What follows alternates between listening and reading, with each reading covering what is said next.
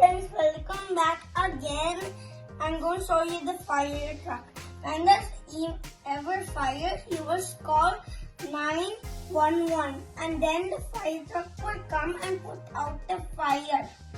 And they use the radar to get people when they're on the top roof. This is the sign. When there's even a fire, there you must say wee-yo in the siren. And there's any back, there's even the back lights on there, and they're color red. And if